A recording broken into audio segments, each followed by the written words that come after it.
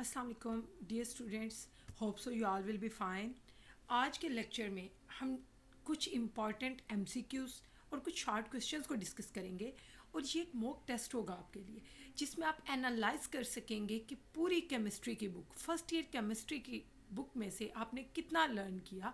अगर आपसे एमसीक्यू पूछा जाता है तो आया आपका कॉन्सेप्ट क्लियर हुआ है या नहीं, आप एमसीक्यू को कैसे सॉल्व करेंगे, करेक्ट सॉल्यूशन क्या होगा, और उसके बाद अगर आपको शॉर्ट क्वेश्चंस को आंसर करना है, क्योंकि पेपर में फाइनल पेपर में सबसे ज़्यादा वेटेज शॉर्ट क्वेश्चंस की होती है, तो आपके पास इंपॉर्टेंट शॉर्ट क्वेश्चंस कौन से हैं, बेसिक कॉन्सेप्ट्स क्या हैं उनके, और शॉर्ट क्वेश्चन को अटेम्प्ट किस तरह से किया जाता है, करेक्ट आंसर क्या है, एक्यूरेट और प्रिसाइज आंसर्स आपको इस वीडियो में बताए जाएंगे। लेकिन कंडीशन ये है कि अपनी प्रिपरेशन को चेकआउट करने के लिए या फिर इम्प्रूवमेंट के लिए, अपनी प्रिपरेशन में इम्प्रूवमेंट के लिए इस वीडियो को एंड तक देखें। हो सकता है कि आपके कुछ ऐसे कॉन्सेप्ट्स जो मिस हो गए हों तैयारी में, या फिर ऐसे क्वेश्चंस जिनकी इंपॉर्टेंस आपको अभी तक रियलाइज़ ना हुई हो कि ये क्वेश्चन भी पूछा जा सकता है पेपर में, तो आपको यहाँ पे बताए जाएंगे। ऑलमोस्ट इसी तरह के हम 40 to 45 पेजेस को डिस्कस करेंगे, जिस पे कोई 12-14 एमसीक्यूज़ होंगे, उसके बाद कोई हमारे पास 25-30 शॉर्ट क्वेश्चंस होंगे। तो स्टूडेंट्स इस वीडियो को फोकस करें, इस थोड़ा सा टाइम निकालें ताकि आपकी प्रिपरेशन इंप्रूव हो सके। तो the first question is the rate of a chemical reaction tells us about. Rate हमें बताता क्या है। ये केमिकल काइनेटिक्स का क्वेश्चन है जिसमें पहला एमसीक्यू है the reactors taking part in the reaction. क्या हमें रेट रिएक्टर्स के बारे में बताता है? तो ये गलत है, रिएक्टर्स के बारे में नहीं बताता। सेकेंडली, प्रोडक्ट्स जो बनती हैं उनके बारे में क्या रेट बताता है? नहीं, रेट प्रोडक्ट्स भी नहीं बताता। थर्ड ऑप्शन, हाउ स्लो और how fast a reaction is taking place, कि कोई रिएक्शन कितना आहिस्ता या कितनी तेज़ी से हो रहा है। तो एक्चुअली रेट ऑफ रिएक्शन का दूसरा नाम ये है कि कोई रिएक्शन कितना तेज़ी से या कितना आहिस्ता टेक प्लेस हो रहा है। फोर्थ ऑप्शन है नन ऑफ दीज, तो आपके पास करेक्ट आंसर है Charlie option, third option, how slow और how fast the reaction is taking place. The next one question is in the rate equation when the concentration of reactants is unity then the rate is equal to। Rate equation में जब reactants की concentration unity होती है तो rate किसके बराबर होता है? अल्फा ऑप्शन है स्पेसिफिक रेट कांस्टेंट, बीटा है एवरेज रेट कांस्टेंट, चार्ली है instantaneous rate constant and delta is none of the above.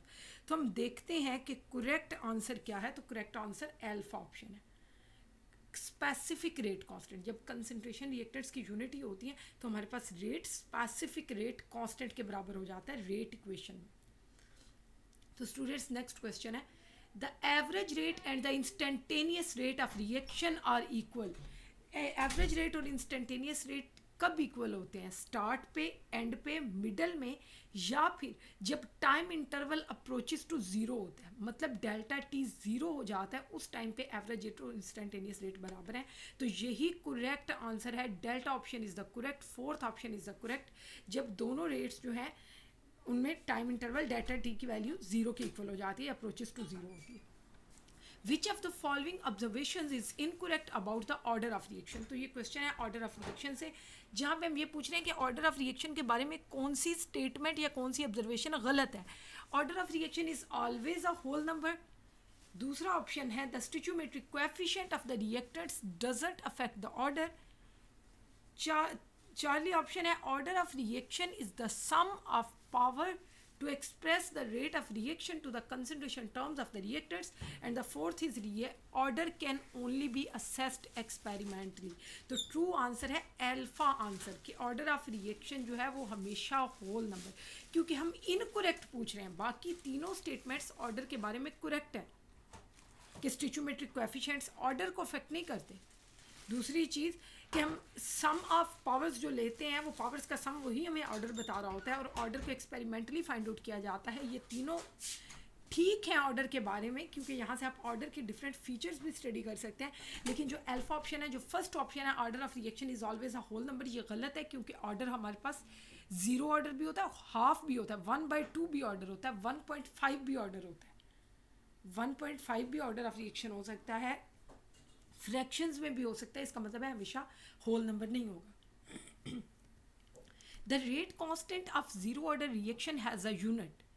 आपके पास जीरो ऑर्डर रिएक्शन के लिए रेट कांस्टेंट कौन सा है, पर सेकंड है, मोल पर लीटर पर सेकंड है, लीटर स्क्वायर पर मोल स्क्वायर पर सेकंड है, या लीटर पर मोल पर सेकंड है। तो beta option is the correct option, mole per litre पर सेकंड। इसे मोल पर डीएम क्यूब पर सेकंड भी लिखा जाता है। ठीक स्टूडेंट्स, नेक्स्ट क्वेश्चन है, in the reaction 2A plus B goes to A to B, if the concentration of A is doubled and that of B is halved, then the rate of reaction will increases 2 times, increases 4 times, decreases 2 times, and the remains the same. So alpha option is the correct option, increases 2 times. Next question है, when the rate of reaction is equal to the rate constant, the order of reaction is, एक condition बताई हुई है कि rate जो है वो rate constant के बराबर है, तो ऑर्डर क्या होगा, जीरो, फर्स्ट, सेकंड या थर्ड, तो zero order. Choose the ideal solution from the following, तो ये चैप्टर नंबर 9 सोल्यूशन से उठाया गया क्वेश्चन। आइडियल सोल्यूशन कौन से है, कार्बन डाइसल्फाइड और एसीटोन का सोल्यूशन, फिनोल और aniline solution, chloroform and acetone solution, या फिर ethyl iodide and ethyl bromide solution. Ethyl iodide और इथाइल ब्रोमाइड का जो सोल्यूशन है वो आइडियल सोल्यूशन है। ये एग्जांपल आपको, अगर आप अंडरस्टैंड करें इस चीज़ को, तो ये आप जब आइडियल और नॉन आइडियल सॉल्यूशंस को डिस्कस करते हैं एज अ शॉर्ट क्वेश्चन, तो वहाँ पे ये एग्जांपल भी है। Choose the correct example for a non ideal solution, benzene toluene, hexane heptane, chlorobenzene, bromobenzene और द एथेनॉल हेक्सेन। तो डेल्टा ऑप्शन यहाँ पे भी करेक्ट है, एथेनॉल और हेक्सेन का जो सोल्यूशन है वो नॉन आइडियल सोल्यूशन है। Which condition holds for the ideal solution, अब हमें पहले तो आइडेंटिफाई करना है कि आइडियल सोल्यूशन क्या है। तो स्टूडेंट्स यहाँ से आप अपना एक पूरा शॉर्ट क्वेश्चन भी प्रिपेयर कर सकते हैं, क्योंकि आइडियल सोल्यूशन के लिए कंडीशंस बताई जा रही हैं। Change in volume is zero, change in volume is non zero, change in enthalpy is non zero, none of the above. तो आपके पास करेक्ट आंसर है alpha, change in volume is zero. मतलब जो आपके कंपोनेंट्स होंगे आइडियल सॉल्यूशंस के, अगर उनके वॉल्यूम्स का सम लिया जाए तो वो टोटल वॉल्यूम के इक्वल आ जाता है। चेंज वॉल्यूम में जीरो है, डेल्टा वी की वैल्यू जीरो है। Which conditions holds for the non ideal solution, non ideal solution के लिए कौन सी कंडीशंस होल्ड करती हैं, change in volume is zero, change in volume is non zero, change in enthalpy is zero, none of the above. तो ये इसी पिछले क्वेश्चन से ही रिलेट करता है। अगर आपको उसकी समझ आई है तो यहाँ पे सिंपली बीटा ऑप्शन होगा, change in volume is non zero, क्योंकि आइडियल के लिए वो जीरो था चेंज इन वॉल्यूम, और नॉन आइडियल के लिए नॉन जीरो है चेंज इन वॉल्यूम, मतलब डेल्टा वी। क्योंकि आपके पास अगर 2 या 3 जितने भी कंपोनेंट्स है सोल्यूशन के, उनके वॉल्यूम्स का सम टोटल वॉल्यूम के इक्वल नहीं होता, तो जो जाहिर है वैल्यू जब डिफरेंस लेंगे तो वैल्यू नॉन जीरो आएगी।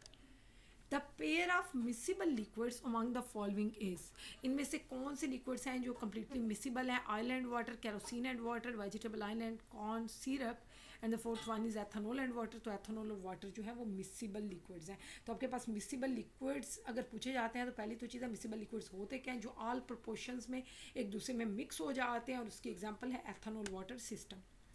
नेक्स्ट क्वेश्चन है, which of the following doesn't dissolve in benzene, कौन सा ऐसा कंपाउंड है जो बेंजीन में डिजॉल्व नहीं होता। बेंजीन एक्चुअली एक सॉल्वेंट है और एक नॉन पोलर सॉल्वेंट है आपके पास। तो नेफ्थालीन क्योंकि नॉन पोलर है, बेंजीन एक एरोमेटिक कंपाउंड है, तो नेफ्थालीन भी एक एरोमेटिक कंपाउंड है, एक्चुअली बेंजीन की ही क्लास है। ठीक, नेफ्थालीन भी डिजॉल्व हो जाएगा बेंजीन में, एंथ्रासीन भी डिजॉल्व हो जाएगा। अगला ऑप्शन है ग्लूकोज, C6H12O6। तो ग्लूकोज हमारे पास एक एल्डिहाइडिक शुगर है जो कि डिजॉल्व नहीं होगी बेंजीन में, क्योंकि इसमें कार्बोनाइल ग्रुप पाया जाता है, एल्डिहाइडिक फंक्शनल ग्रुप पाया जाता है। ये वाटर में डिजॉल्व होती है, बेंजीन में डिजॉल्व नहीं होती, क्योंकि ये खुद भी पोलर है तो पोलर सॉल्वेंट में डिजॉल्व होगी। ग्लूकोज पोलर में डिजॉल्व होगी, बेंजीन नॉन पोलर है, ग्लूकोज बेंजीन में डिजॉल्व नहीं होगा। All of the above answer नहीं है, आंसर है इसका C, Charlie. Which of the following is not related to one and other. तो स्टूडेंट्स यूनिट कन्वर्जेंस का अगर आपको पता हो कि 1 लीटर 1 DM क्यूब के बराबर होता है, 1 लीटर 1 CM क्यूब, 1 मिली लीटर 1 CM क्यूब के बराबर होता है, 100 लीटर 100 DM क्यूब के बराबर होता है। तो डेल्टा ऑप्शन इनकरेक्ट है, 1 metre cube is equal to 10 CM cube. ठीक, delta option is the incorrect option, क्योंकि उसने पूछा हुआ था कि कौन सा रिलेट नहीं कर रहा। तो अगर इस क्वेश्चन इस ऑप्शन को देखा जाए तो ये एक्चुअली इनकरेक्ट है, ये दोनों आपस में रिलेट नहीं कर रहे। तो हमारा क्वेश्चन ही क्या कह रहा है कि जो रिलेट नहीं कर रहे उन्हें पॉइंट आउट करें, उन्हें मार्क करें। तो students, next question is the most important and the basic question of chemical bonding. What is the difference between sigma and pi bonds. Sigma bond क्या होते हैं, पहली तो चीज़ आइडेंटिफिकेशन, अगर किसी भी कंपाउंड में सिंगल कोवेलेंट बॉन्ड पाया जाता हो तो वो सिंगल बॉन्ड हमेशा सिग्मा बॉन्ड होगा। जैसे हाइड्रोजन में हमेशा सिंगल बॉन्ड होता है तो वो सिग्मा बॉन्ड होता है, क्लोरीन में सिंगल बॉन्ड होता है वो सिग्मा बॉन्ड होता है, ब्रोमीन में सिंगल बॉन्ड होता है वो सिग्मा बॉन्ड होता है, HF में सिंगल बॉन्ड होता है वो सिग्मा बॉन्ड होता है।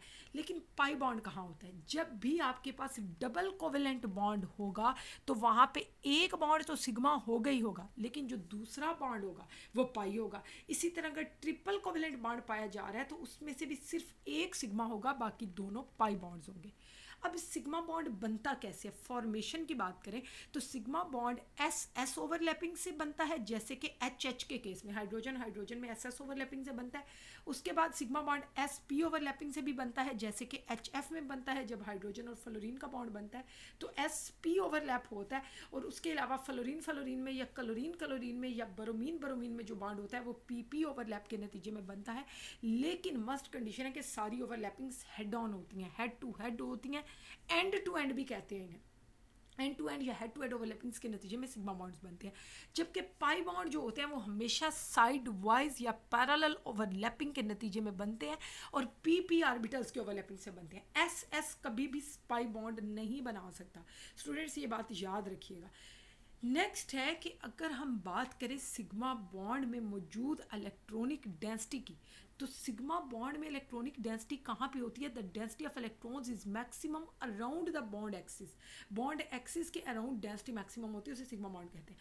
लेकिन पाई बॉन्ड में ये बॉन्ड एक्सिस से या तो ऊपर इलेक्ट्रॉनिक डेंसिटी लाई कर रही होती है या नीचे लाई कर रही होती है पाई बॉन्ड के केस में। अब जो हमारे पास दो एटम्स के दरमियान अगर एक बॉन्ड एग्जिस्ट कर रहा है तो वो सिग्मा बॉन्ड होगा, लेकिन हमारे पास दो एटम्स के दरमियान एक या दो पाई बॉन्ड एग्जिस्ट कर सकते हैं, लेकिन सिग्मा बॉन्ड हमेशा दो एटम्स के दरमियान एक ही होता है। जैसे हम देखते हैं कि ऑक्सीजन में डबल बॉन्ड है जिसमें से एक सिग्मा होगा एक पाई होगा। स्टूडेंट्स आपको एक MCQ भी सॉल्व करा रही हूँ यहीं पे। नाइट्रोजन में ट्रिपल बॉन्ड होता है। अब उस ट्रिपल बॉन्ड में से एक सिग्मा बॉन्ड होता है, बाकी दोनों के दोनों पाई होते हैं। समझ आई? वो इस पॉइंट को लेके, अगर आपको ये पॉइंट याद हो, only one sigma bond can exist between two atoms.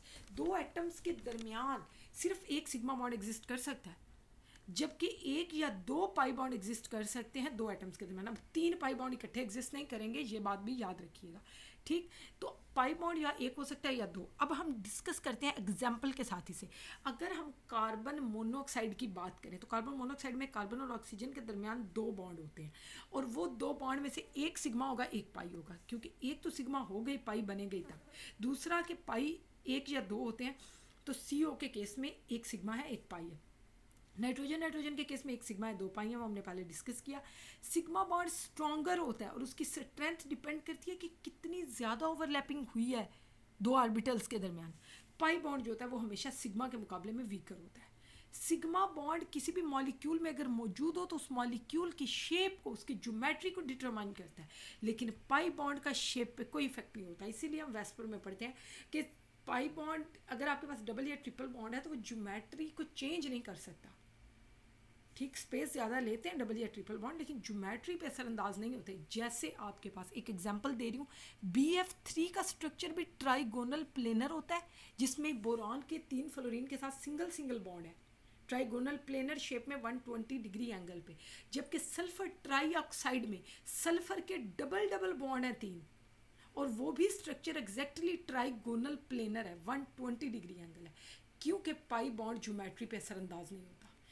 S sulphur के डबल बॉन्ड ऑक्सीजन ज्योमेट्री वही बन रही है ट्राइगोनल प्लेनर। जबकि बोरॉन के केस में BF3 BF सिंगल बॉन्ड, इसमें भी 3 ही बॉन्ड है, ट्राइगोनल प्लेनर शेप है, कोई लॉन पेयर ना इस केस में है BF3 में और ना ही SO3 में। तो आपको दो ज्योमेट्रीज भी क्लियर करा दी हैं। तो स्टूडेंट्स, पाई बॉन्ड का कोई इफेक्ट नहीं होता शेप पे। सिग्मा बॉन्ड जो है वो अकेला मौजूद रह सकता है, लेकिन पाई बॉन्ड कभी भी अकेला एग्जिस्ट नहीं करता। उसके लिए पहले सिग्मा बॉन्ड की मौजूदगी ज़रूरी है। S और P ऑर्बिटल सिग्मा बॉन्ड बना सकते हैं, लेकिन सिर्फ P ऑर्बिटल्स जो है वो साइड वाइज ओवरलैपिंग के नतीजे में पाई बॉन्ड बनाते हैं। उसके अलावा अगर हमारे पास एक लोब है इलेक्ट्रॉनिक डेंसिटी की बिटवीन द टू न्यूक्लियाई, ये सिग्मा बॉन्ड है, और अगर दो लोब्स हैं इलेक्ट्रॉनिक डेंसिटी के on the opposite side of bond axis तो वो पाई बॉन्ड है। तो students, this is all about the difference between a sigma and the pi bond. Hope so you understood well. तो चलते हैं अपने नेक्स्ट क्वेश्चन पे। तो स्टूडेंट्स, अगला क्वेश्चन है थर्ड चैप्टर गैसेस से, जहाँ पे A और B के यूनिट्स पूछे जाते हैं। बहुत छोटा सा आंसर है और 2 नंबर आपके सिक्योर हो जाते हैं।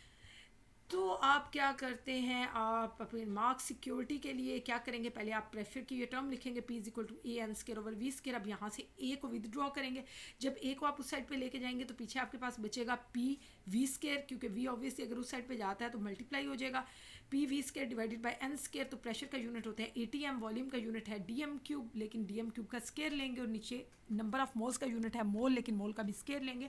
तो आपके पास यूनिट बनता है DM6 ATM पर मोल स्केयर। अब B क्या है, B हमारे पास एक्सक्लूडेड वॉल्यूम है for n moles of the gas. तो B के लिए आपके पास है वॉल्यूम पर मोल, वॉल्यूम का यूनिट है DM क्यूब, और पर मोल तो आपके पास लीटर पर मोल या फिर DM cube per mole. These are the non SI units of A and B। Non SI units हैं A और B के।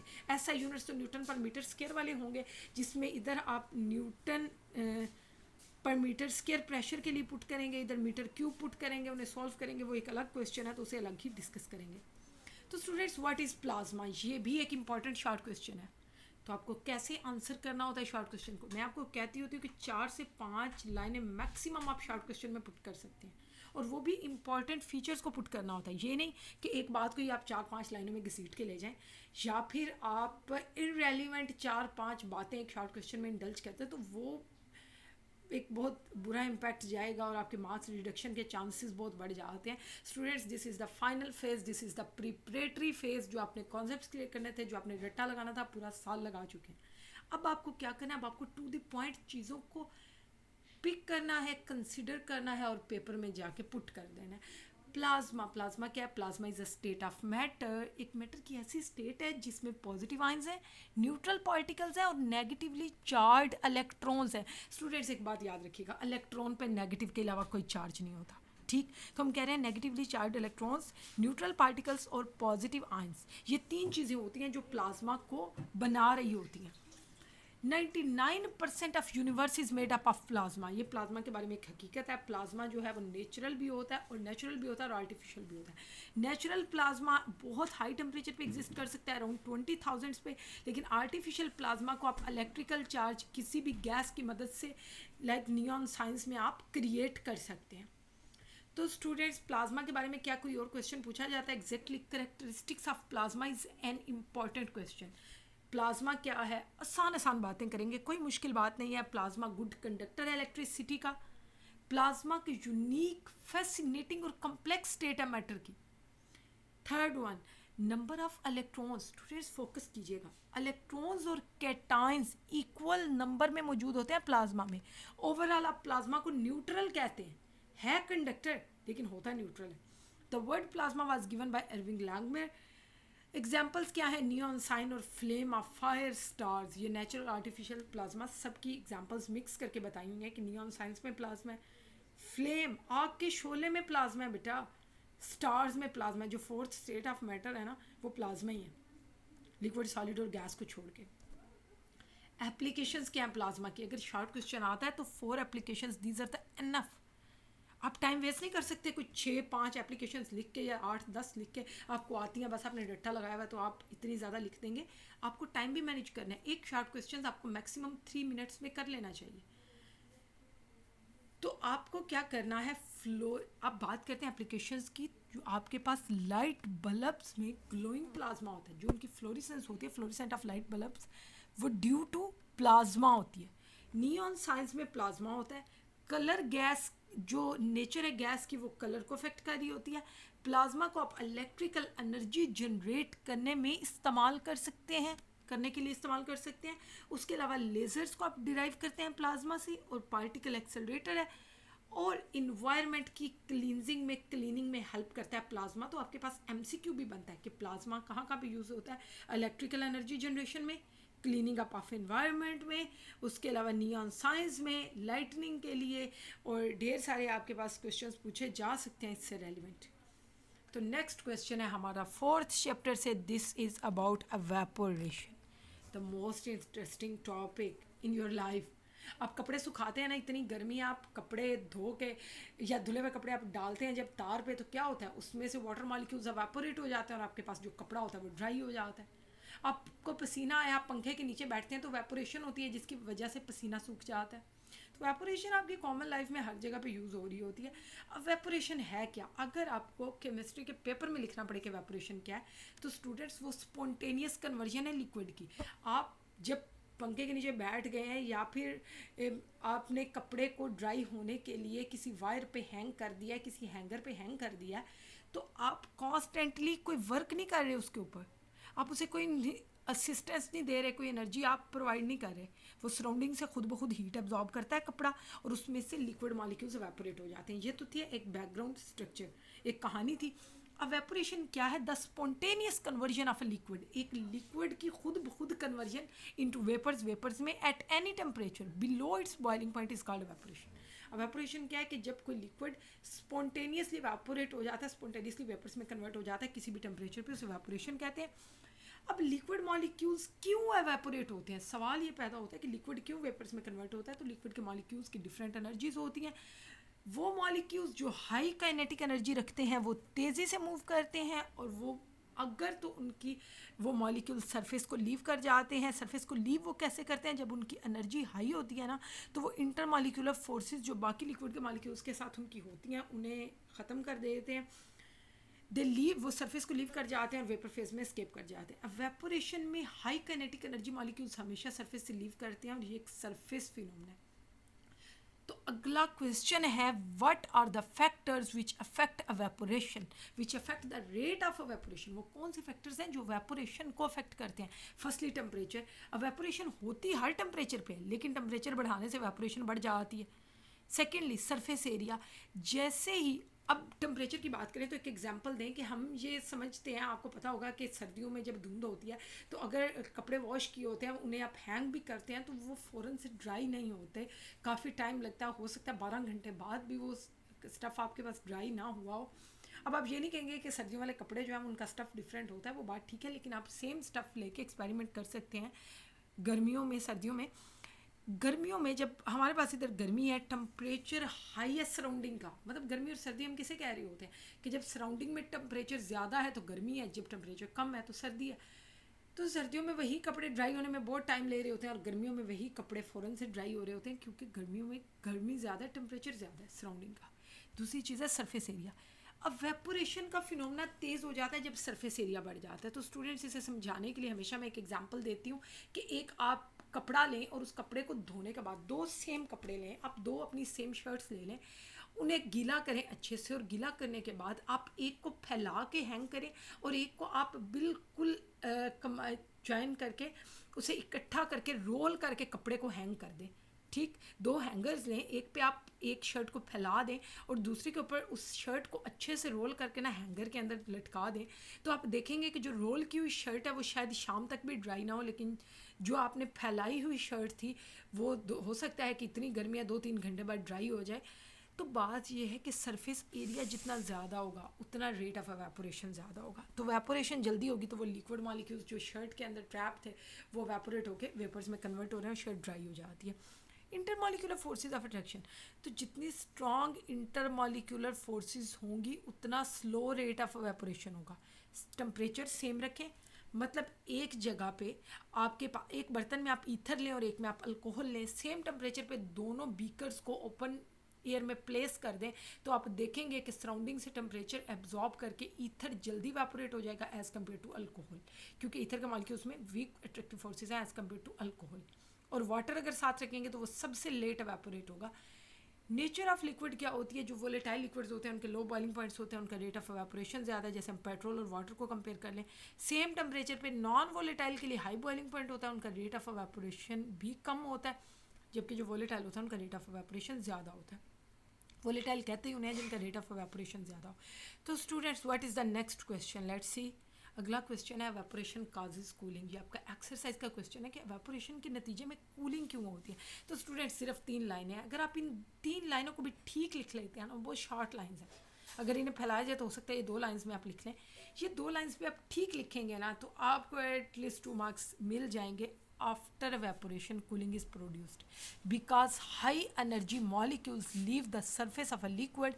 The remaining molecules has lower kinetic energy or the low temperature, क्योंकि हम average kinetic energy को ही temperature कहते हैं। जब high energy molecules leave कर जाते हैं, वो मॉलिक्यूल्स जिनकी काइनेटिक एनर्जी हाई होती है लिक्विड के केस में, वेपोरेट वही होंगे ना, काइनेटिक एनर्जी तो पोजेस करता है लिक्विड।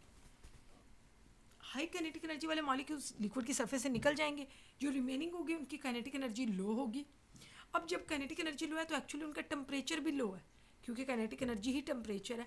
तो आपके पास टेम्परेचर लिक्विड का फॉल हो जाएगा, कम हो जाएगा, गिर जाएगा। जब लिक्विड का टेम्परेचर गिरेगा तो लिक्विड सराउंडिंग से हीट एब्जॉर्ब करेगा, हीट सराउंडिंग से लिक्विड की तरफ मूव करेगी तो कूलिंग क्रिएट होगी।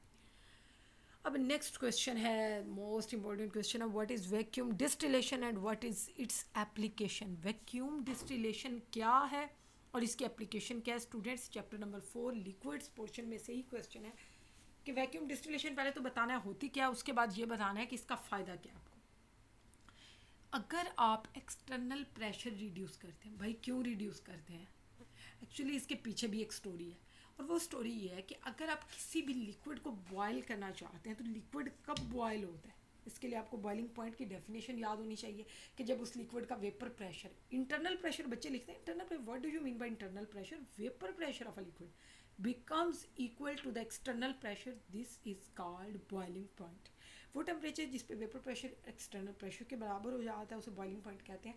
तो जब आप एक्सटर्नल प्रेशर ही रिड्यूस कर देंगे तो ऑब्वियसली लिक्विड जो है वो नॉर्मल बॉइलिंग पॉइंट की निस्बत कम टेम्परेचर पे बॉयल हो जाएगा, इसे कहते हैं वैक्यूम डिस्टिलेशन। इसे हम इस्तेमाल क्यों करते हैं, क्योंकि कुछ लिक्विड्स ऐसे होते हैं जिन्हें बॉइलिंग पॉइंट तक अगर गर्म किया जाए ना तो वो डिकम्पोज हो जाते हैं, और अगर आपने उनकी डिस्टिलेशन करनी है एटमॉस्फेरिक प्रेशर पे तो वो तो पॉसिबल ही नहीं है।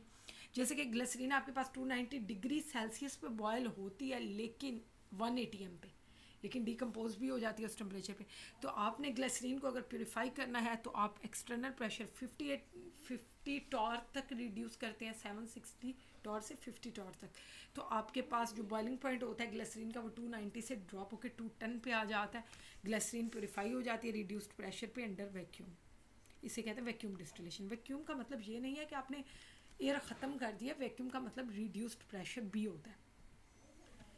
स्टूडेंट्स आगे हमारे पास 3 इंपॉर्टेंट टर्म्स हैं जिन्हें हम डिफाइन करने जा रहे हैं, what is molar heat of fusion, what is molar heat of vaporisation and what is molar heat of sublimation. ये आपके पास अलग अलग 3 शॉर्ट क्वेश्चंस भी पूछे जा सकते हैं।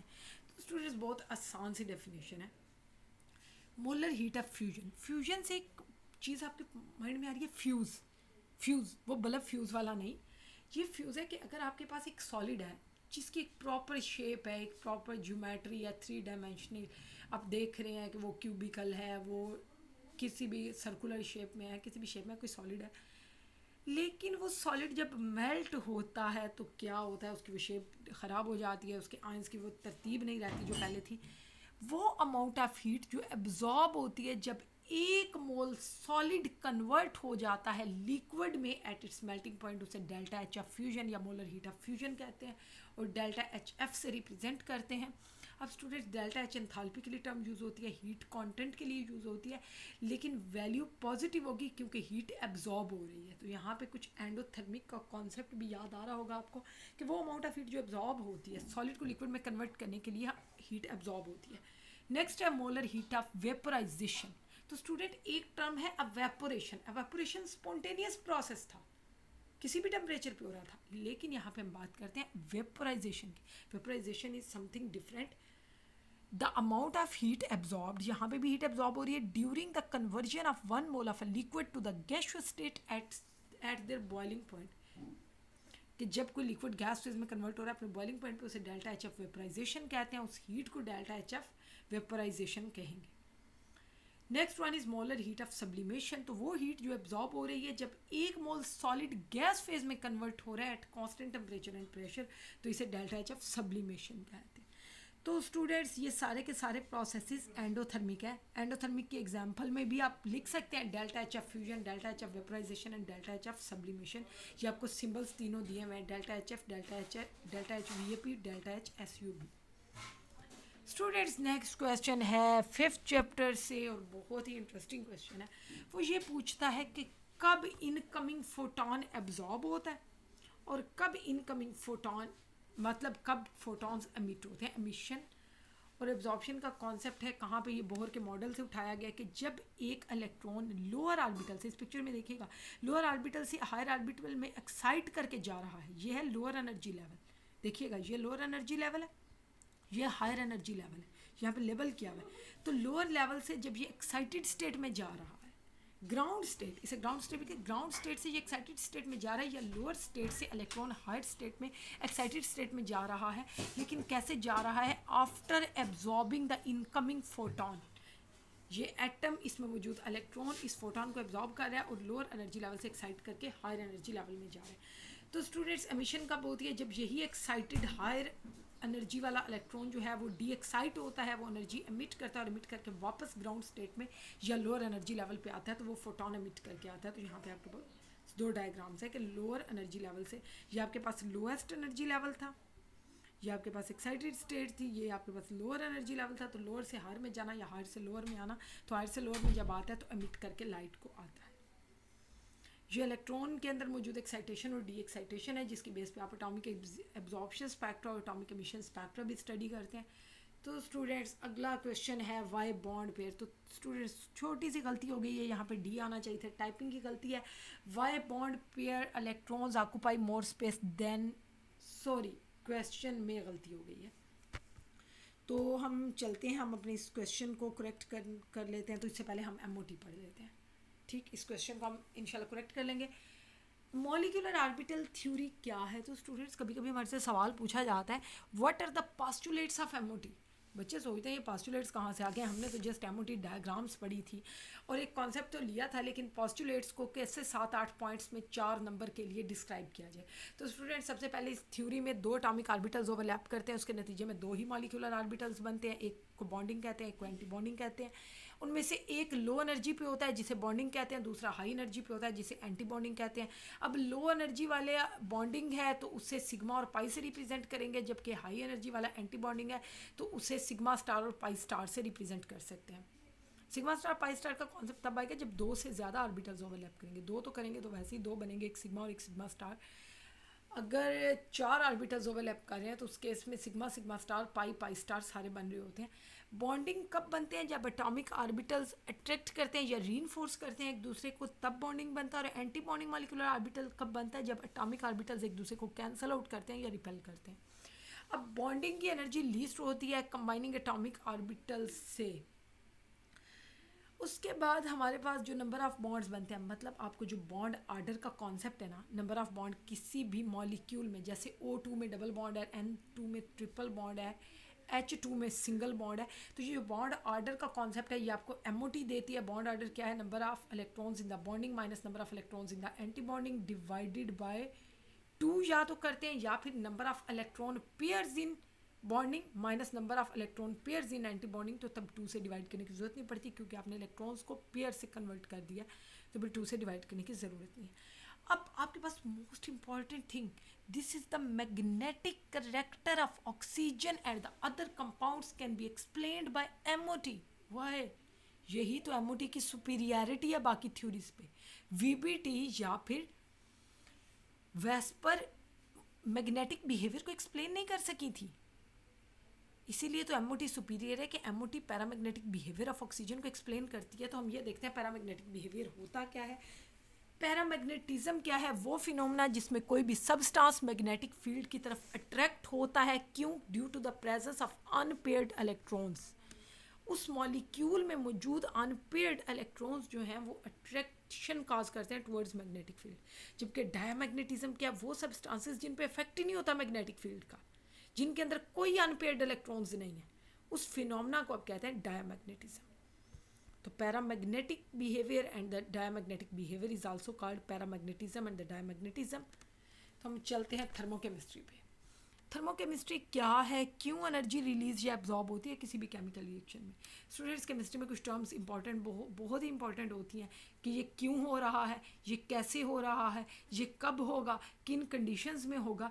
तो हमें यही तो कॉन्सेप्ट होता है और इसीलिए हम कहते होते हैं कि केमिस्ट्री में कॉन्सेप्ट्स क्या, कॉमन लाइफ पास करने के लिए कॉन्सेप्ट्स क्लियर होना बहुत ज़रूरी है। आपकी लाइफ के बारे में कॉन्सेप्ट्स क्लियर ना हो तो बहुत कॉम्प्लिकेशंस क्रिएट हो जाती हैं। वो एक अलग स्टोरी है, कभी डिस्कस करेंगे। थर्मोकेमिस्ट्री क्या है और क्यों एनर्जी रिलीज या एब्जॉर्ब होती है किसी भी केमिकल रिएक्शन में?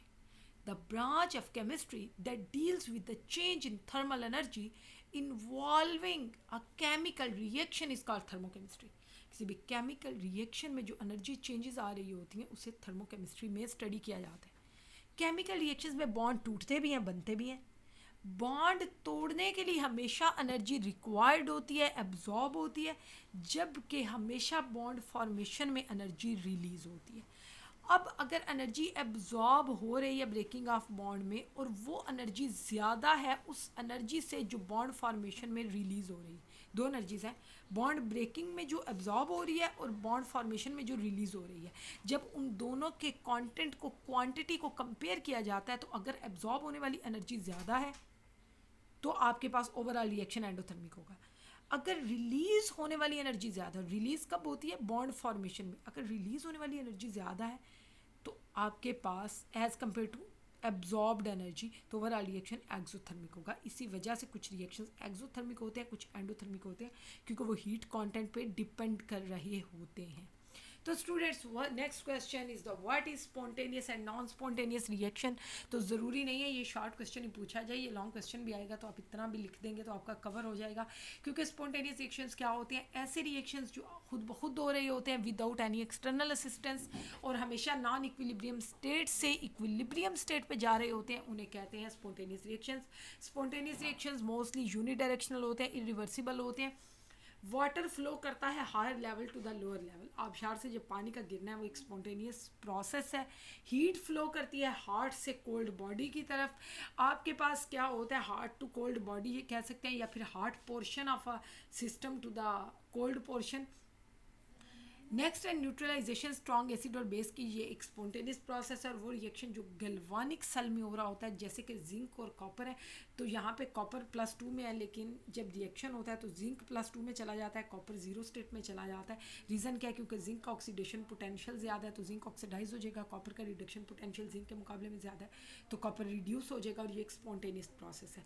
तो स्टूडेंट्स, नॉन स्पॉन्टेनियस प्रोसेस कौन से होते हैं या रिएक्शंस कौन से होते हैं? वो रिएक्शंस जिन्हें कॉन्टिन्यूस सप्लाई ऑफ एनर्जी चाहिए या असिस्टेंस चाहिए किसी आउटर सोर्स से, उन्हें कहते हैं नॉन स्पॉन्टेनियस रिएक्शंस। जैसे कि हीट का कोल्ड रीजन से हॉट रीजन की तरफ मूव करना, पानी को पंप की मदद से, चाहे वो मोटर पंप है या फिर आपका वो हैंड पंप है, तो पंपिंग की मदद से वाटर को ऊंचाई पे लेके जाना, मतलब ग्राउंड से आप उसे हाइट पे, हाई हाइट पे ले ला रहे हैं।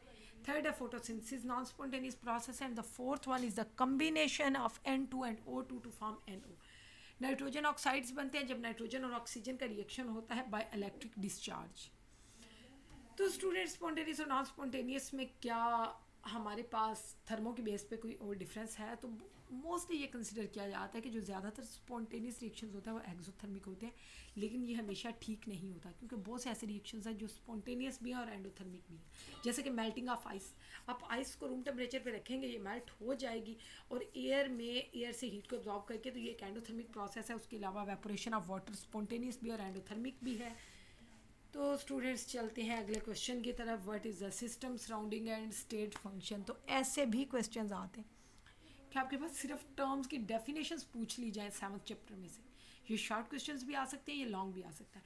सिस्टम और सराउंडिंग का अगर कंपैरिजन किया जाए तो वो शॉर्ट होगा, लेकिन अगर सिस्टम सराउंडिंग स्टेट फंक्शन ये सारे इकट्ठे आ जाते हैं या कोई फोर्थ पॉइंट भी इनके साथ आ जाता है, बाउंड्री या एनीथिंग एल्स, तो इंटरनल एनर्जी, एंथैल्पी, कुछ भी पूछा जा सकता है। ये 4 नंबर का क्वेश्चन भी हो सकता है। सिस्टम क्या होता है? What is system? The part of universe which is under scientific observation, which is under observation is called system. हर वो यूनिवर्स का पार्ट जो अंडर ऑब्जर्वेशन है, जैसे कि किसी बीकर में मौजूद पानी या किसी सिलेंडर में मौजूद गैस, ये आपके लिए एक सिस्टम है।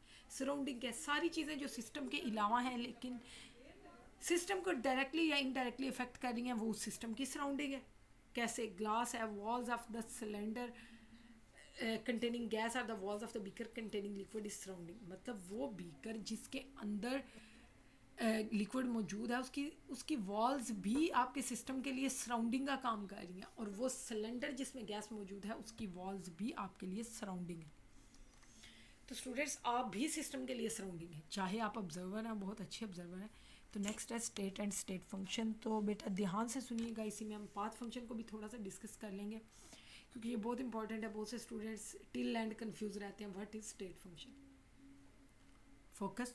The condition which describes the system is called the state of system. वो कंडीशन जो किसी सिस्टम को डिस्क्राइब करती है उसे स्टेट ऑफ द सिस्टम कहते हैं. क्या मतलब? स्टेट को आप प्रेशर, वॉल्यूम, टेम्परेचर और नंबर ऑफ मोल से डिस्क्राइब करते हैं. स्टेट में चेंज आने से पहले उस स्टेट को इनिशियल स्टेट कहते हैं. अब आप सिस्टम को डिस्क्राइब करते हैं चेंज के बाद, तो वो आपके पास फाइनल स्टेट होगी. किसी भी सिस्टम की प्रॉपर्टी जो स्टेट ऑफ द सिस्टम पे डिपेंड करती है, पाथ पे डिपेंड नहीं करती, और सिस्टम में जो चेंज आता है वो स्टेट फंक्शन कहलाता है. वो वैल्यू प्रॉपर्टी की जो स्टेट पे डिपेंड करती है, पाथ पे डिपेंड नहीं करती, वो है आपके पास स्टेट फंक्शन.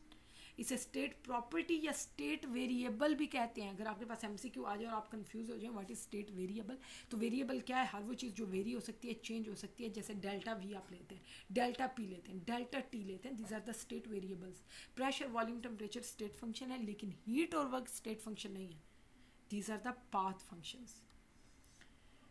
तो स्टूडेंट्स नेक्स्ट क्वेश्चन पे चलते हैं. This is from 8th chapter chemical equilibrium. What is common ion effect. Focus कीजिएगा. The degree of ionisation of an electrolyte. किसी भी इलेक्ट्रोलाइट की आयोनाइजेशन की डिग्री मतलब लेवल, उसके dissociation, is suppressed by the addition of a strong electrolyte containing common ion. आपके पास दो इलेक्ट्रोलाइट्स होते हैं. One is the weak electrolyte and the second is strong electrolyte. आपके पास वीक इलेक्ट्रोलाइट पहले सिस्टम में मौजूद है, वो आयोनाइज हो चुका है, लेकिन उसकी डिग्री ऑफ आयोनाइजेशन एक तो स्ट्रॉन्ग के मुकाबले में पहले ही कम होती है, लेकिन वो मज़ीद कम हो जाती है जब आप स्ट्रॉन्ग इलेक्ट्रोलाइट को भी उसी बीकर में ऐड कर देते हैं. क्या मतलब? और स्ट्रॉन्ग इलेक्ट्रोलाइट में कॉमन आयन होगा तब ये इफेक्ट होगा. अब हम इलेक्ट्रोकेमिस्ट्री में स्ट्रॉन्ग और वीक इलेक्ट्रोलाइट को बहुत अच्छे से डिस्कस करेंगे इंशाल्लाह. अब हम ये कहते हैं द फिनोमेना ऑफ लेयरिंग. आसान अल्फाज में हम ये कहते हैं the phenomena of lowering the degree of ionisation of weak electrolyte, जिसमें वीक इलेक्ट्रोलाइट के आयोनाइजेशन की डिग्री का लेवल कम हो जाता है by adding a solution of a strong electrolyte having a common ion. जब दोनों सॉल्यूशंस में कॉमन आयन होता है, तो जो स्ट्रॉन्ग इलेक्ट्रोलाइट होता है उसके एडिशन से वीक इलेक्ट्रोलाइट की डिग्री ऑफ डिसोसिएशन सप्रेस हो जाती है. इसे कॉमन आयन इफेक्ट कहते हैं. What do you mean bye like dissolve like. Students कभी भी पोलर सब्सटेंसेस को, पोलर कोवेलेंट बॉन्ड्स होते हैं, उन्हें और आयनिक को कंफ्यूज ना किया करें. आयोनिक और polar substances, polar solvent like, जैसे हम ये बात करते हैं कि NaCl है, कॉपर सल्फेट है, शुगर है, अल्कोहल है, ये वाटर में डिजॉल्व होते हैं. क्योंकि पहले दो तो आयोनिक हैं, उसके बाद पोलर सब्सटेंसेस हैं हमारे पास, अल्कोहल और शुगर. पोलर हो या आयोनिक हो, ये पोलर सॉल्वेंट लाइक वाटर में डिजॉल्व हो जाते हैं. लेकिन ये पेट्रोल और बेंजीन में डिजॉल्व नहीं होते. ना NaCl, ना कॉपर सल्फेट, ना शुगर, ना अल्कोहल. रीज़न क्या है? सिमिलरली नेफ्थलीन है, ग्रीस है, फैट है, ऑयल है, ये बेंजीन और पेट्रोल में डिज़ोल्व हो जाते हैं, लेकिन वाटर में डिज़ोल्व नहीं होते. इस फिनोमेना को आप क्या कहते हैं कि पोलर और आयोनिक जो हैं वो पोलर में सॉल्युबल होते हैं, और नॉन पोलर जो है नॉन पोलर में सॉल्युबल होते हैं. इसे कहते हैं लाइक डिज़ोल्व लाइक. लेकिन आपको एग्जांपल से एक्सप्लेन करना होता है कि NaCl और शुगर वाटर में डिज़ोल्व होते हैं, अल्कोहल वाटर में डिज़ोल्व होता है, जबकि नेफ्थलीन है, ग्रीस है, ऑयल है. स्टूडेंट्स बड़ी सिंपल सी बात है, ऑयल वाटर में डिज़ोल्व नहीं होता. कॉमन लाइफ की एग्जांपल है. NaCl को आप पानी में डिज़ोल्व होते हुए घर में देखते हैं, ऑयल को आप कभी डिज़ोल्व करने की कोशिश भी करें तो नहीं होगा.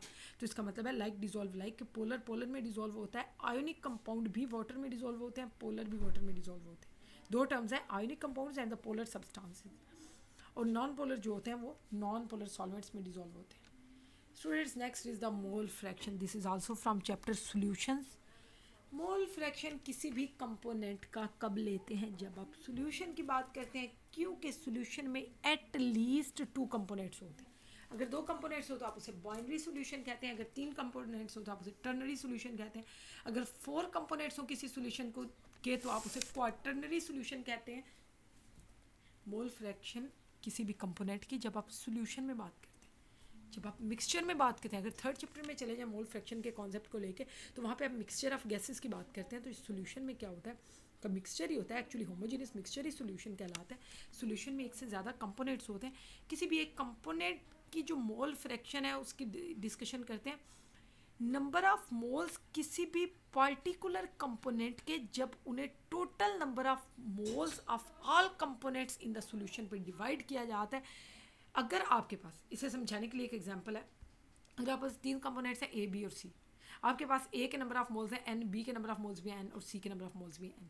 तो आप ए की मोल फ्रैक्शन कैसे लेंगे? पहले तो उसे एक्स ए से रिप्रेजेंट करेंगे, बी की मोल फ्रैक्शन को एक्स बी से और सी की मोल फ्रैक्शन को एक्स सी से। तो आप कैसे लेंगे? एक्स ए आपके पास कैसे आएगा? Number of moles of A divided by number of moles of A plus number of moles of B plus number of moles of सी।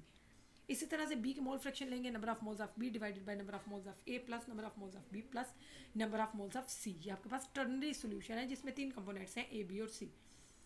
अब डिपेंड करता है कि इसमें से सॉल्वेंट कौन सा है, सोल्यूट 2 हैं, कितने हैं, कौन कौन से हैं, वो एक अलग कहानी है। एक्स सी आपके पास मोल फ्रैक्शन है सी की N C divided by N A plus N B plus N C, number of moles of A plus B plus C. Mole fraction को सोल्यूशन में यूज़ किया जाता है जब आपके पास ज़्यादा कंपोनेंट्स हों 2 से, ठीक, दो से ज़्यादा कंपोनेंट्स होते हैं तो आप मोल फ्रैक्शन की टर्म को यूज़ करते हैं। मोल फ्रैक्शंस का सम सारे कंपोनेंट्स के लिए हमेशा इक्वल टू 1 होता है। स्टूडेंट्स, कॉमन सी बात है, अगर ये एक अलग से शॉर्ट क्वेश्चन है और फिर आपसे पूछा जाता है, आपने पहले इस तरह से मोल फ्रैक्शंस लिखनी होती हैं कि ए की मोल फ्रैक्शन ये होगी, बी की ये होगी, सी की ये होगी। फॉर एग्जांपल आपके पास टोटल नंबर ऑफ मोल्स हैं 1 और ए के लिए हैं 0.2, बी के लिए 0.3 और सी के लिए 0.5।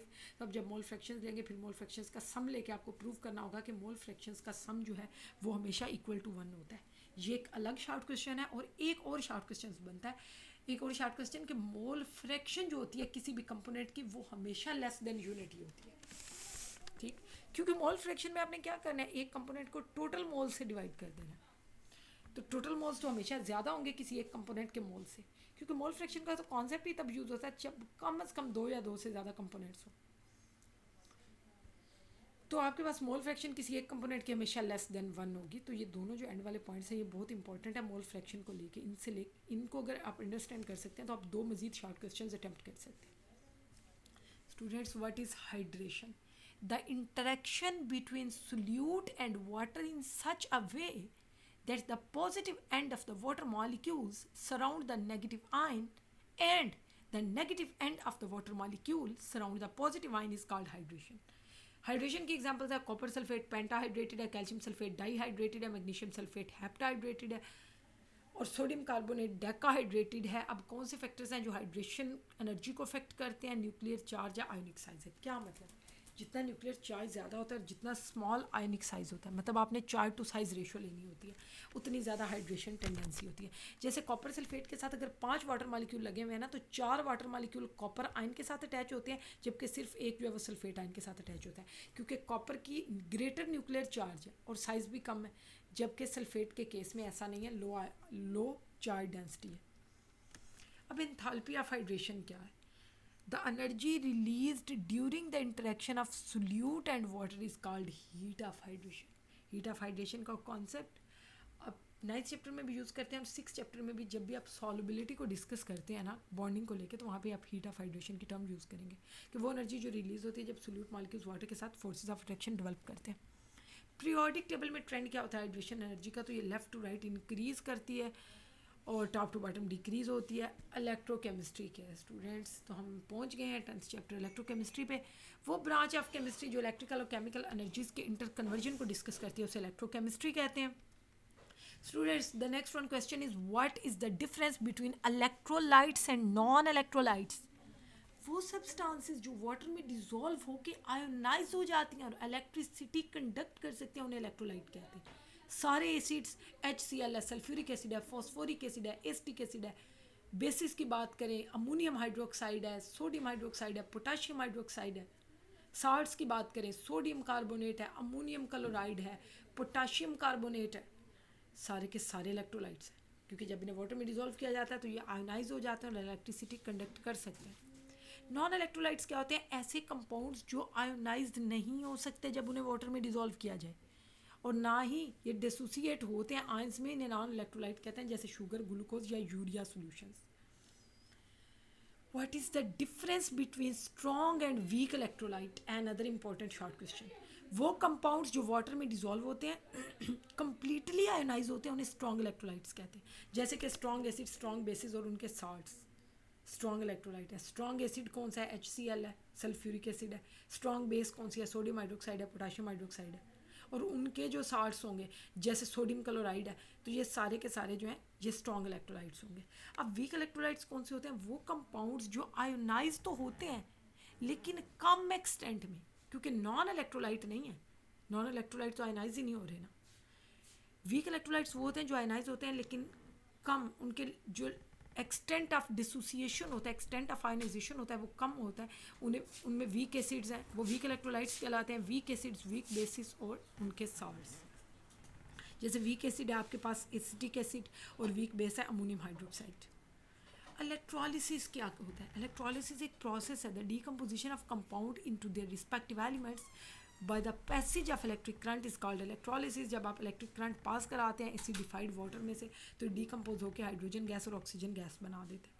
इलेक्ट्रोलिटिक सेल क्या होता है? वो वेसल या कंटेनर जिसमें इलेक्ट्रोलिसिस हो रही है उसे इलेक्ट्रोलिटिक सेल कहते हैं, और वो इलेक्ट्रिक करंट को इस्तेमाल करता है किसी भी केमिकल चेंज को कंपाउंड में लाने के लिए। What is the difference between anode and cathode? तो स्टूडेंट्स अगर आपका ये कॉन्सेप्ट क्लियर हो तो आपको एमसीक्यूज में कोई इशू नहीं होगा और शॉर्ट क्वेश्चन भी आप इजीली अटेम्प्ट कर लेंगे। एनोड क्या है? वो इलेक्ट्रोड जो बैटरी के पॉजिटिव टर्मिनल के साथ अटैच है उसे एनोड कहते हैं। ऑक्सीडेशन हमेशा एनोड पे होती है, एनाइन हमेशा एनोड की तरफ मूव करता है। कैथोड क्या होता है? वो इलेक्ट्रोड जो नेगेटिव टर्मिनल ऑफ बैटरी के साथ अटैच है, रिडक्शन हमेशा उस पर होती है, और कैटाइन हमेशा कैथोड की तरफ मूव करता है। तो स्टूडेंट्स एक तो ट्रिक ये है कि एनाइन एनोड की तरफ मूव करता है इलेक्ट्रोलिटिक सेल में। इसे याद रखने के लिए आसान काम यह है, एनाइन एनोड की तरफ मूव करता है, कैटाइन कैथोड की तरफ मूव करता है। ये तो वैसे आसान हो गया। अब जब आप एनाइन की बात करते हैं तो एनाइन को हमारे टीचर कहते होते थे कि आंट है ना, तो वो आंट बिल्कुल ऐसे सीधी होती है, तो आंट को याद रखते हैं एन नाइन मतलब नेगेटिव चार्ज, बस एक लाइन होती है। और कैटाइन की बात करते थे तो वो कहते थे कि कैट का मुंह देखें तो लगता है एक प्लस साइन होता है उसकी मूंछों से बना हुआ, तो वो कैटाइन पे पॉजिटिव चार्ज। अब कैटाइन कैथोड की तरफ जाएगा, इसका मतलब है कि कैटाइन नेगेटिव इलेक्ट्रोड की तरफ जाता है। तो कैटाइन अगर कैथोड की तरफ जा रहा है तो ऑब्वियसली कैटाइन पे पॉजिटिव चार्ज है तो कैथोड पे नेगेटिव चार्ज होगा, तो इसका मतलब है वो नेगेटिव टर्मिनल ऑफ बैटरी के साथ जुड़ा हुआ है। अब जब वो नेगेटिव टर्मिनल ऑफ बैटरी की तरफ जा रहा है तो वहां पे जाके वो इलेक्ट्रॉन्स रिसीव करेगा तो रिडक्शन होगी। दूसरी चीज एनाइन एनोड की तरफ जा रहा है, एनाइन पे खुद नेगेटिव चार्ज है, वो 8 से आप याद रख लें नेगेटिव चार्ज है, वो एनोड की तरफ जा रहा है, इसका मतलब है एनोड पे पॉजिटिव चार्ज है, एनोड बैटरी के पॉजिटिव टर्मिनल से जुड़ा हुआ है। और हम इसे आसानी से और याद रखने के लिए इलेक्ट्रोलिटिक सेल में हम कहते हैं सी आर आओ, सी आर कैथोड पे रिडक्शन, एनोड पे ऑक्सीडेशन, आओ ए ओ, ठीक, कैथोड पे रिडक्शन और एनोड पे ऑक्सीडेशन। अगला है what is electrolytic refining of copper. तो ये एक्सरसाइज का शॉर्ट क्वेश्चन है कि how will you purify an impure copper. अगर आपके पास इम्प्योर कॉपर है तो आप उसे इलेक्ट्रोलिटिक प्रोसेस से कैसे रिफाइन करेंगे या इलेक्ट्रोकेमिस्ट्री को इस्तेमाल करके उसे कैसे प्योरीफाई करेंगे। तो इम्प्योर कॉपर का आप एनोड बनाएंगे और एक प्योर कॉपर की शीट का कैथोड बनाएंगे। जब इलेक्ट्रोलाइट होगा वो कॉपर सल्फेट पर मुश्तमिल होगा और उसमें कुछ सल्फ्यूरिक एसिड भी होगा। अब आप सूटेबल वोल्टेज अप्लाई करेंगे तो इलेक्ट्रोड पे ऑक्सीडेशन होगी कॉपर मेटल की और वो ऑक्सीडाइज होकर मीडियम में आएगा। एनोड पे क्योंकि ऑक्सीडेशन होती है, एनोड आओ जैसे हमने कहा था, एनोड पे ऑक्सीडेशन हो रही है और कॉपर जो कैटाइंस होते हैं उनकी रिडक्शन होती है। जब रिडक्शन होती है तो वो कैथोड पे होती है, सी आर कैथोड पे रिडक्शन होगी। अब जब कैथोड पे रिडक्शन होती है तो कॉपर कैथोड पे डिपॉजिट होता जाता है और कैथोड का साइज बढ़ता जाता है। इस तरह एनोड जो कि इम्प्योर कॉपर का बना होता है वो डिसॉल्व होता जाता है और कैथोड जो प्योर कॉपर का बना होता है उसका साइज बढ़ता जाता है। मतलब आपके पास एनोड जो है वो डिसॉल्व होता जाता है मीडियम में इलेक्ट्रोलाइट में और कैथोड जो है वो ग्रोन अप होता जाता है, बढ़ता जाता है साइज में। इलेक्ट्रोलिटिक रिएक्शन इलेक्ट्रोड पे कैसे हो रहा होता है? कैथोड पे कॉपर जो है वो इलेक्ट्रॉन ले लेके, क्योंकि कैथोड पे रिडक्शन है सी आर, कैथोड पे रिडक्शन है, कॉपर इलेक्ट्रॉन लेके क्यूप्रिक आयन इलेक्ट्रॉन लेके कॉपर मेटल में कन्वर्ट हो रहे हैं, जबकि एनोड पे मौजूद कॉपर जो कि इम्प्योर कॉपर है वो ऑक्सीडाइज हो के क्यूप्रिक आयन मीडियम में भेज रहा है Cu2 positive plus 2 electrons. Students this was all about the first mock test for your preparation, जिसमें हमने electrochemistry, solutions, reaction kinetics, chemical equilibrium, thermochemistry, chemical bonding, atomic structure, states of matter के कुछ questions discuss किए हैं। This was all about today's lecture. Hope so you have enjoyed this lecture. आपको ये preparation में बहुत हेल्पफुल होगा। बहुत से शॉर्ट क्वेश्चंस आपको कॉन्सेप्ट्स पिक करने में, शॉर्ट क्वेश्चन को टू द पॉइंट आंसर करने में ये लेक्चर हेल्प करेगा। आप किसी भी, यहाँ पे थोड़ा सा प्रॉब्लम आ रहा था कि लॉन पेयर ज़्यादा स्पेस क्यों ऑक्यूपाई करते हैं बॉन्ड पेयर से, तो इसे हम स्टेटमेंट में डिस्कस कर लेते हैं। इससे मैं करती हूँ जनाब स्लाइड को थोड़ा सा एडिट। क्या करते हैं हम, यहाँ पे हम थोड़ा सा चेंज कर लेते हैं। यहाँ पे एक्चुअली हमें लिखना था कि लॉन पेयर ज़्यादा स्पेस क्यों ऑक्यूपाई करते हैं as compare to bond pair.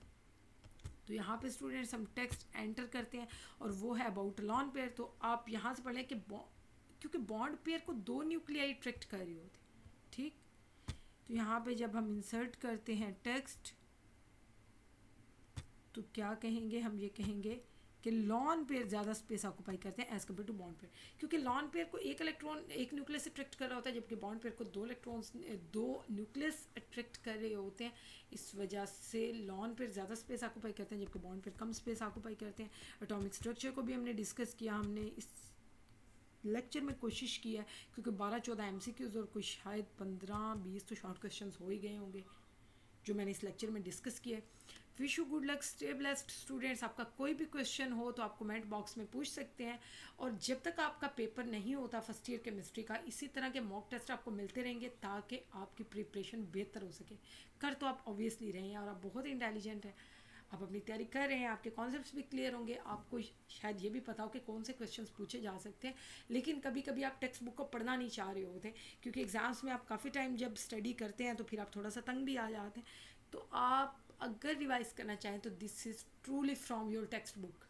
इसमें कोई ऐसी चीज़ नहीं है जो आपकी टेक्स्ट बुक में ना हो, इसमें कोई ऐसी चीज़ नहीं है कि कोई बहुत हाई फाई कॉन्सेप्ट्स हैं या फिर वो क्वेश्चंस हैं जो बोर्ड के पेपर में पूछे जाते हैं, किसी भी टेस्ट में पेपर में पूछे जाते हैं, एंट्री टेस्ट में पूछे जाते हैं।